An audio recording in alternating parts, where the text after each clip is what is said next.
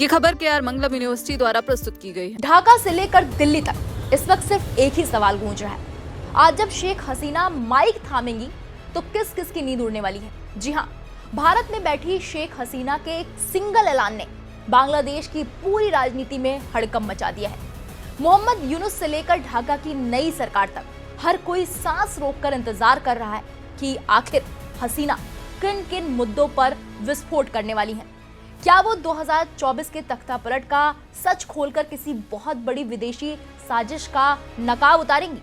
क्या वो ढाका के ट्रिब्यूनल को सीधी चुनौती देकर इसी साल दिसंबर में बांग्लादेश लौटने की डेट फिक्स करने वाली हैं? या फिर मोहम्मद यूनुस की नाकामियों को गिनाकर ढाका की सड़कों पर एक नया सियासी भूचाल लाने वाली हैं? आज के इस वीडियो में हम आपको दिखाएंगे कि शेख हसीना के पिटारे में कौन से वो 4 सबसे बड़े मुद्दे हैं जिनसे ढाका की मौजूदा सरकार के पसीने छूट रहे हैं। सबसे पहला और सबसे बड़ा मुद्दा, बांग्लादेश वापसी का मास्टर प्लान। खबरें बहुत तेज हैं कि शेख हसीना आज ही ऐलान कर सकती हैं कि वो इसी साल दिसंबर तक ढाका वापस लौट रही हैं। अब आप सोचेंगे, जिस देश में जाते ही जेल हो सकती है वहां लौटने का ऐलान कोई क्यों करेगा? यही तो असली गेम है। बांग्लादेश में इस वक्त उनकी पार्टी आवामी लीग पर बैन है, कार्यकर्ताओं पर केस चल रहे हैं। हसीना जानती हैं कि अगर वो चुपचाप भारत में बैठी रही तो सब कुछ खत्म हो जाएगा, यानी कि उनके जो बचे खुचे समर्थक हैं वो भी हाथ से निकल जाएंगे। इसलिए वापसी का सिर्फ एक ऐलान ही उनके लाखों समर्थकों में करंट पैदा कर देगा। वो ये मैसेज देना चाहती हैं कि वो डर कर भागने वालों में से नहीं है, बल्कि कानून का सामना करने ढाका आ रही हैं। इस एक बयान से पूरे बांग्लादेश पर अंतर्राष्ट्रीय दबाव बनना तय है। दूसरा बड़ा मुद्दा जिस पर पूरी दुनिया की नजर है, 2024 के छात्र आंदोलन और हिंसा पर उनका पहला सीधा पक्ष। अब तक सिर्फ एक ही कहानी सामने आई कि हसीना सरकार ने छात्रों पर गोलियां चलवाई, लेकिन आज शेख हसीना अपनी तरफ का सच सामने रख सकती हैं। संभावना जताई जा रही है कि वो बताएंगी कि कैसे छात्र आंदोलन की आड़ में कट्टरपंथी ताकतों और कुछ विदेशी एजेंसियों ने मिलकर चुनी हुई सरकार का तख्ता पलट किया। वो उन पुलिसकर्मियों और आम नागरिकों की मौतों का मुद्दा भी उठा सकती हैं, जिनकी बात अब तक दबाई जा रही थी। यानी आज वो खुलकर बोल सकती हैं कि उन्हें हटाया नहीं गया, बल्कि एक सोची समझी साजिश के तहत हटाया गया। तीसरा मुद्दा, मोहम्मद यूनुस सरकार की पोल खोलना।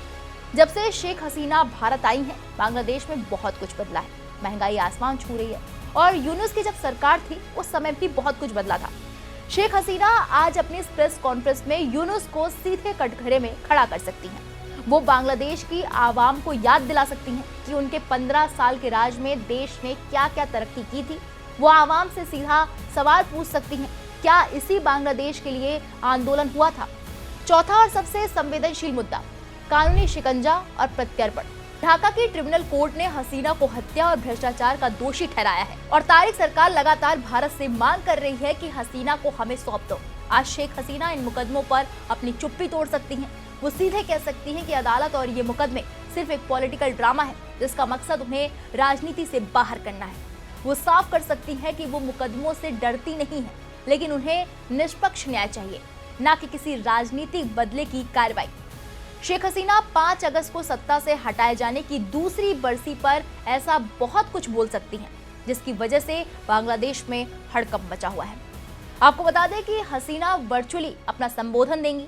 इस कार्यक्रम का आयोजन दिल्ली में foreign correspondents club of south Asia करेगा। बांग्लादेश ने इस पर आपत्ति जताई है। बांग्लादेश की तरफ से जारी बयान में कहा गया है कि पूर्व प्रधानमंत्री शेख हसीना या आवामी लीग के किसी भी नेता या व्यक्ति को भारतीय जमीन का इस्तेमाल राजनीतिक गतिविधियों या बांग्लादेश में अस्थिरता पैदा करने के लिए न करने दिया जाए। और बांग्लादेश की मीडिया को चेतावनी दी गई है कि भारत में शेख हसीना का वर्चुअल संबोधन प्रसारित न करे। तो कुल मिलाकर बात यह है कि शेख हसीना की ये मीडिया ब्रीफिंग सिर्फ एक बयान नहीं है, बल्कि बांग्लादेश की राजनीति में एक नया भूचाल लाने वाला कदम है। अब देखना यह होगा कि इस बयान के बाद ढाका में तारिक सरकार का अगला कदम क्या होगा। क्या वहां की सरकार हसीना के खिलाफ और सख्त एक्शन लेगी? आपको क्या लगता है, क्या शेख हसीना का दिसंबर में ढाका लौटने का फैसला सही है या फिर ये उनके लिए बहुत बड़ा खतरा साबित हो सकता है? अपनी राय हमें कमेंट सेक्शन में जाकर जरूर बताइएगा। बाकी बड़ी खबरों के लिए आप देखते रहिए दैनिक जागरण न्यूज। नमस्कार।